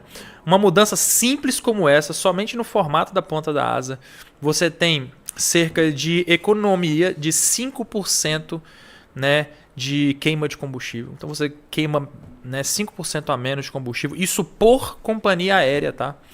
A gente está falando de 500 mil gallons, né? Pode apertar o botão aí para poder ver isso em litros. Vai ser cerca de 2.270.000 litros por empresa aérea, né? De combustível deixa de ser queimada, né? Por causa dessa dobrinha. E reduz em 5% a emissão de CO2, né? Algo simplesmente incrível, a Águia já né? tem isso aí, já essa economia desde sempre. A Águia já tem ali implantado, né? Os sleds flaps, que foram que a gente comentou, né? Lembra que a gente comentou sobre a Lula? Tá ali as extensões na frente e atrás da asa. Então os sleds é a parte da frente da asa, né? Comparado ali com a Lula. E você tem os flaps na parte de trás da asa, comparado então com as penas cerradas responsáveis pelo voo, né? Também inspiradas aí pelo que vemos na natureza, né? Aqui nós temos o Martinho Pescador e o Trem-Bala como nosso último exemplo, né? Já caminhando para poder encerrar. Certo. A gente vai abrir aqui para o pessoal poder fazer alguma pergunta que quiser. A gente então, abre aqui no Japão, pastor, ele foi o berço, né, ali dos Trem-Bala, né? Sim. E aí quando os Trem-Bala eles começaram a atingir cerca de 270 km por hora, houve um problema muito sério. Né, tinham muitos túneis ali nas ferrovias, né? E quando o trem-bala ele entrava no túnel, ele causava um efeito que é chamado de efeito seringa. Imagine então, né, o trem-bala ele entrando no túnel, só que ele entra numa velocidade tão grande que simplesmente comprime todo o ar dentro do túnel. E o que isso causava no final? Isso causava uma compressão desse ar e na hora que o ar saía junto com o trem, ele causava um estrondo muito alto. Isso era um problema porque você tem, né, na legislação japonesa, né, o seu máximo de decibéis que você pode emitir, né? Os volumes máximos de decibéis. Né? Então ele entrava no túnel, ao sair nesse efeito seringa, e isso fazia um grande barulho. estrondo, né? E aí isso aí fez com que, por exemplo, fez com que toda a fauna ali ao redor desses túneis e tudo mais acabasse prejudicada, se afastava dali, né, e acabava bem prejudicada. Então tinha um engenheiro, né, que era o engenheiro chamado Eiji Nakatsu. Ele trabalhava para a JR West, né, que era a empresa responsável pelos trem-bala. E ele tinha um hobby muito interessante, que era o hobby de observação de pássaros. E um dia ele estava observando, né, um pássaro, uma espécie em particular, que é o martinho pescador, inclusive. E esse pássaro, como vocês podem ver na imagem, é um pássaro que ele fura a água para poder pescar. Então, quando ele fura a água, ele percebeu algo muito interessante. Que na hora que ele entrava na água, não gerava um splash, aquele negócio como quando você cai na água e tipo joga água para tudo que era lado. Ele literalmente furava como se fosse uma agulha num forro mesmo, assim, sabe? Certo. Simplesmente furava ali. E o que eles conseguiram então? O que ele conseguiu identificar através disso? Ele foi estudar aquilo e ele viu que o maior responsável por isso era o bico dele, o formato do bico. E foi onde ele desenvolveu então essa frente do trem-bala. Vamos ver se a gente consegue colocar. Acho que dá para colocar agora, Fê, que deu um probleminha aqui no computador, mas dá para ver, ó. A frente do trem-bala com o bico igual do Martinho Pescador. Exatamente. Sumiu aqui nessa imagem, mas é um problema técnico. Então, quer dizer, ficou igual. E aí resolveu o problema, né? Ele aumentou a eficiência, né, ali do... A apresentação já acabou já. Era então o último ele aumentou muito a eficiência dos trem-bala. Tá? Assim, reduziu o gasto energético. Aumentou as velocidades máximas que eles poderiam alcançar também. Algo assim sensacional. Simplesmente sensacional. Foram inúmeras, né, melhorias que os trem-balas receberam simplesmente alterando a frente do trem-bala para imitar o bico do Martinho Pescador. Quer dizer, né? O Martinho Pescador já tinha toda a engenharia já nele, né? E aí depois que a engenharia humana alcançou. Meu amigo, que coisa espetacular. Simplesmente incrível, né? Incrível. Você que está assistindo aí, você está admirado com essa exposição de beleza, de complexidade, né? As aves são coisas assim, as cores, né? A gente não entrou nesse ponto todo. Você falou em off para mim da bioluminescência, né? Bioluminescência é algo incrível. Quanta né? coisa extraordinária. Eu queria que você que está assistindo aí, se você tiver alguma pergunta para fazer para o Daniel, a gente responde o que a gente souber aqui, né? Você pode fazer e eu vou perguntar aqui, tá? O Jair está perguntando como elas se alimentam voando milhares de quilômetros sem parar. Aí você respondeu, né? Se alimenta ou para ou faz paradas. No caso das andorinhas do Mar Ártico, elas fazem paradas, né? E no caso dos andorinhões negros, eles caçam pequenos insetos em pleno voo. Maravilhoso. Aí ela diz assim, temos um Deus tremendo que faz cada espécie com sua peculiaridade. O Leolano está dizendo assim, esplêndido. Cleo Lopes, Deus nosso engenheiro e construtor. Daniel, como elas não se colidem? Tem assim algum radar também para não se colidir, não bater aí?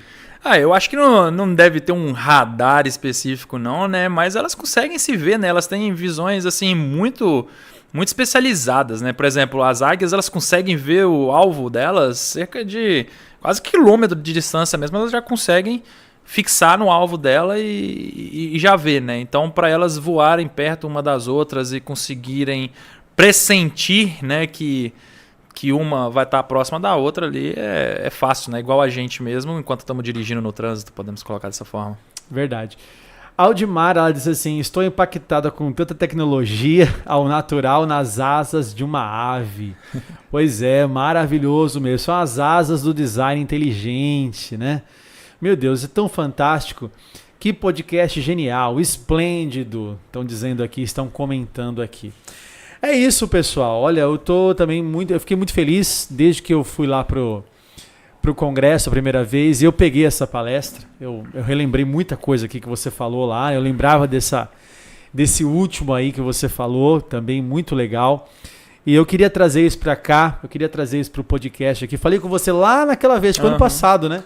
E Daniel, vamos levar isso para o teu lugar, porque eu acredito que são informações relevantes e importantes para trazermos aqui no nosso podcast para você que assiste aí na sua casa. Olha, meu irmão, eu queria agradecer demais você ter vindo para cá e de forma concisa aí nessa 1h20 e poucos que nós ficamos aqui, você conseguiu condensar e deixar de forma didática para que todo mundo possa entender, compartilhar e depois estudar e voltar aqui. O Eliseu tá dizendo assim, aprendi muito, valeu, né? Então, muito legal ter você aqui. Eu queria saber se você tem alguma palavra final, algum convite pro pessoal, suas redes sociais. A gente tem as redes sociais do Daniel aí, né? Bom, se não tiver, eu posso Tem falar lá, aqui. apareceu lá, Daniel Trindade. Legal, legal. Esse é o meu Instagram, né? Costumo postar algumas coisas lá também. Mas como palavras finais, né? Primeiramente, eu gostaria muito de agradecer o convite, né? De poder estar aqui com vocês, de poder estar compartilhando dessas informações. É muito bom, sabe, pastor?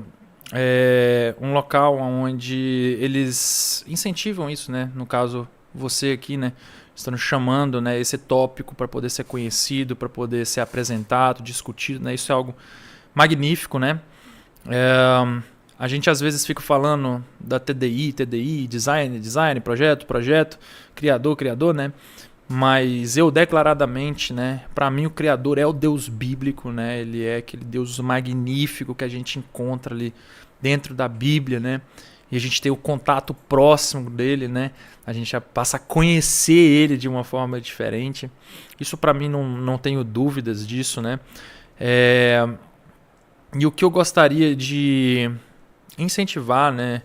Aí para todo mundo que esteja assistindo, é que o conhecimento da ciência, ela é importante. Ela é importante para muitas coisas dentro da nossa vida espiritual, tá? Romanos, né, 1:20, ele vai estar falando sobre os atributos invisíveis de Deus, ou seja, né, o seu eterno poder e a sua divindade. Sim. E em Romanos 1:20, né, ele vai falar que esses atributos eles podem ser vistos de uma forma muito clara através das coisas criadas por Deus, né? Então, quando a gente olha para uma ave, nós temos que saber reconhecer os atributos invisíveis de Deus ali. E quando você observa todos esses exemplos que nós podemos ver nessa noite, nós vemos claramente que os atributos invisíveis de Deus estão gritando naquelas evidências, né? E aí, o que nós precisamos fazer é glorificar a Deus. Em Romanos, né, vai estar falando que nós somos indesculpáveis porque nós não glorificamos a Deus, né? Na verdade, nós nos tornamos nulos em nossos próprios raciocínios. Ou seja, nós demos aquela glória, né, de ver um pássaro como esse, incrível, magnífico, altamente complexo, com cores que dançam, que cantam, que voam nas suas mais diversas formas, que nós nos inspiramos nele. E sabe o que nós muitas vezes fazemos? Ou ignoramos, ou damos a honra e a glória a quem? Darwin, por exemplo, poderia ser alguém. A evolução, ao tempo, né? E sendo que a gente deveria estar, né, glorificando o nome de Deus. Outra coisa importante é que podem ter pessoas que podem se abrir ao evangelho, que podem, né, estar ali realmente ouvindo a palavra de Deus através do conhecimento científico, né? Ou seja, eu já vi pessoas que eram muito céticas e que enquanto você tentava conversar só sobre Bíblia, acabava que ele não se abria. Mas quando você se colocava num ponto de que você entendia sobre um assunto que ele entendia e você conflitava isso, a pessoa ela se abriu a ouvir o evangelho depois que ela viu que existia realmente algo... apologética científica. Exatamente. E eu não estou falando que a pessoa vai se converter através da ciência. Pode acontecer? Também pode acontecer, claro, né? Mas eu estou falando que isso às vezes pode ser uma ferramenta para que a pessoa ela se abra a ouvir o que você tem para dizer ou o que a palavra tem a dizer, né? Então, assim, a gente tem que saber, né, utilizar desse conhecimento. Conhecimento nunca é demais, a gente pode aproveitar para tudo, né? O conhecimento, né? Então, seria olhar ao nosso redor. Salmos diz, né, o céu declara as glórias de Deus e o firmamento anuncia a obra das suas mãos. Nós temos Romanos que mostra a importância de nós seres humanos glorificarmos o nome de Deus através das obras das suas mãos, através da sua criação. É engraçado que ele fala assim, claramente se observam através das coisas criadas. Ele não fala assim, dificilmente se observam, não, claramente se observam através das coisas criadas. É verdade. Né? Então, finalizando mesmo com o que marcou a minha vida, que foi Louis Pasteur. Louis Pasteur ele foi um grande químico ele desenvolveu o processo de pasteurização. Então hoje nós temos, por exemplo, leite, né? Você tem o leite pasteurizado. Ele passou pelo processo de pasteurização que o Louis Pasteur fez, né? Ele teve também, né, várias outras conquistas aí na área da ciência, né? E Louis Pasteur diz o seguinte, que pouca ciência nos afasta de Deus, mas muita ciência nos aproxima de Deus. Então, se nós, né, olharmos para a ciência de uma forma vã, sem ter um olhar crítico, né, sem realmente analisarmos e conhecermos, questionarmos, né, aquelas reações, como aquilo tudo funciona, se é possível ou não aquilo acontecer de uma forma aleatória, não guiada, né? Sim. E observarmos de uma forma vã, nós vamos nos afastar de Deus. Mas se entendermos de ciência, não tem outra saída, outra alternativa a não ser olhar para aquilo e falar: Deus é o grande criador de todas as coisas. Maravilhoso, maravilhoso. Você que está assistindo, vai ter o congresso do TDI lá em São Paulo, no Mackenzie, e você pode se inscrever com o cupom do Teologar e você vai ter 50% de desconto no congresso da Teoria do Design Inteligente, que vai acontecer do dia 28 a 30 de junho de 2024. Então você pode, na descrição do vídeo aqui, pegar ali o link para você entrar, que é tdibrasil.com.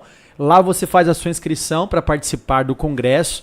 E lá vai ter Marcos Eberlin, lá vai ter muita gente boa, né? Só complementando, né? Claro. Esse ano a gente vai ter um convidado maravilhoso, que é o William Dembski, né? Ele vai estar vindo aí dos Estados Unidos para poder estar palestrando aqui, né, no Brasil. É a primeira vez que ele vem para a América do Sul. E é um nome assim, se vocês quiserem pesquisar, ele é um dos grandes pioneiros, aí, uma das grandes mentes por trás aí da TDI em âmbito mundial, né? E ele vai estar aqui com a gente esse ano, trazendo uma palestra incrível. Fora ele, né, Marcos Eberlin, vamos ter aí vários e vários nomes muito que vão legal. Estar lá conosco palestrando. Acessar também, né, o site da TDI, né, tdibrasil.com, as redes sociais e principalmente o YouTube. A gente apresenta um programa toda sexta-feira, cerca de 7 horas da noite, que é o Decifrando a Ciência. Eu e o Carlos Júnior apresentamos esse programa, onde a gente discute, né, algumas questões da ciência ali que ficam rondando na internet, né? Cada semana é um assunto específico. Que legal. E tá aqui, ó. O Misael Graça e Paz, dizendo top. Luiz Eduardo, abraço da primeira turma da TDI. Tá mandando um abraço aqui, show, Luiz Eduardo. Cleo Lopes, Deus tremendo e criador. A Kátia, que maravilha, Deus tremendo. A Lloyd, maravilhoso. Ana Paula, obrigado, Daniel, por compartilhar seus conhecimentos e acentuar ainda mais como nosso Deus é maravilhoso. Como nosso Deus é maravilhoso. Os céus manifestam a glória de Deus. Valeu, Ana Paula de Apucarana. Legal. Aqui, Bispo, fala da vida das aves e suas formações correlacionadas com Deus. Não é minha área, não. Vamos lá. Aldimar, obrigado pela exposição prestada aos presentes aqui no teu lugar. Fiquem todos na paz do Senhor, muito obrigado. Deus abençoe, Deus é perfeito. A Laísa está dizendo assim: a libélula, inspiração para o helicóptero? A libélula, será que foi inspiração para o helicóptero? Sueli, Deus é incrível. Que mais? Insuperável, tremendo. O José colocou aqui a paz. Aula top, aula excepcional, aula maravilhosa. O que te atrai no conceito do design inteligente? É a ideia de que o universo e a vida foram planejados por uma inteligência superior ou algum aspecto específico? O que te atrai assim, para o design inteligente, Daniel? Só para te finalizar com essa pergunta aqui, né? É alguma coisa específica, algum aspecto específico, ou você vê as coisas do universo que foram planejadas? Eu acho que dentro do design inteligente foi onde eu encontrei o que normalmente eu sempre pensei, né, que era olhar para as coisas ao meu redor, encontrar projeto, propósito, função e ver que aquilo claramente foi necessário uma mente inteligente. Então, quando o meu pai, inclusive, mais uma vez, né, impactou dessa forma também, né? Ele foi num congresso da TDI, por acaso, né? Por acaso ele brotou no congresso dele, ele tava numa viagem a trabalho, ele passou, estava acontecendo o congresso no mesmo hotel que ele estava ficando, ele falou, eu vou ver o que é isso aqui. Entrou, viu, e ele falou comigo depois, né? Falou, filho, eu conheci algo que é o que a gente sempre acreditou. E aí eu falei assim, mesmo, o que é a teoria do design inteligente? Aí eu falei, é mesmo. Aí eu comecei a estudar e aí eu apaixonei. E aí era tudo aquilo que eu sempre vi, né? Você vê propósito, você vê projeto, você vê que tudo realmente provém de uma mente também, inteligente. Né? Coerência. Exatamente. Uma boa ciência, né? E que ali tem várias outras pessoas altamente, detalhe, altamente capacitadas, cientistas, né? Extremamente capacitados. O próprio Marcos Eberlin, né? Quem quiser puxar o currículo dele para ver, que hoje é o nosso presidente da Sociedade Brasileira, né? O próprio Marcos Eberlin, né? Com um grande e conceituado químico em questão global, né? Nem só nacional, né? Em questão global, né? O Carlos Júnior está comentando assim, boa noite, ótimo podcast. Daniel, convido o apresentador para um Decifrando a Ciência com a gente, será ótimo. A gente já estava batendo um papo sobre isso aqui, Carlos, e seria muito legal, inclusive vamos ver a sua disponibilidade, não sei como que é a sua sexta-feira, mas de repente numa sexta-feira, a próxima se você já tiver, a gente já pode fazer. Acho que a próxima eu tenho compromisso, a gente pode combinar, vai ser um prazer. Legal. O que eu puder ajudar, o que eu puder contribuir, né? O que a teologia puder ajudar aí porque teologia também a gente pode usar a ciência da teologia, né? Tem a ciência teológica também para falarmos sobre um criador. Muito legal, muito bom, muito produtivo. Eu gosto demais do design inteligente. Já passaram por aqui Tassos Licurgo, Rogério Ventura, Marcos Eberlin, né? Agora você. E vamos trazer mais pessoas queridas e abençoadas para nos abençoar com esse conteúdo relevante. Então se inscreva lá no congresso, se você mora aqui em São Paulo ou você quer vir para São Paulo para esse congresso do dia 28 ao dia 30 de junho. Dando mais um recadinho, né? Você pode se inscrever também gratuitamente na imersão Teológica 3.0, que vai acontecer dias 8, 9 e 10 de julho. E também fazer parte do Teu Lugar Club, assinando o Teu Lugar Club por R$19. Você tem um conteúdo excelente. Tem apologética lá também, tem coisas sobre design inteligente também, tem documentários. E você pode obter esse conteúdo para você crescer. Toda semana tem conteúdo novo lá no Teu Lugar Club. Daniel, muito obrigado, meu irmão. Obrigado por ter vindo. Sara, que acompanhou também, está aqui nos bastidores, a esposa do Daniel, que vieram lá de longe para participar desse podcast. Muito obrigado, viu? Eu que agradeço, pastor. Muito obrigado a todos que ficaram aí também durante toda a live, né? E o meu maior agradecimento aí por essa recepção maravilhosa que o senhor... Amém. Daqui a pouco vai acabar tudo em pizza aqui. Já começamos com o café e daqui a pouco acaba tudo em pizza aqui. Obrigado você que me acompanha aqui na internet, aqui no Teu Lugar. Tem vídeo novo essa semana que vai sair. Tem um podcast semana que vem. Semana que vem tem um podcast sobre a África. Mitos e realidades. Será que os feiticeiros voam mesmo lá na África, como dizem por aí, eles saem voando e tudo mais? Tem muita coisa que é realidade, tem muita coisa que é mito. Eu vou trazer aqui um missionário amigo, o reverendo Luiz Correia, mais de 20 anos de África, ele é brasileiro e mora na África. Ele vai trazer pra gente aqui mitos e realidades da África semana que vem, dia 17, né? 17 de junho de 2024, ao vivo, cai numa segunda, hein? Cai numa segunda, semana que vem. E você pode acompanhar aqui no Teu Lugar, tá bom? Que Deus abençoe você e a sua casa. E se você quer estudar, Teu Lugar.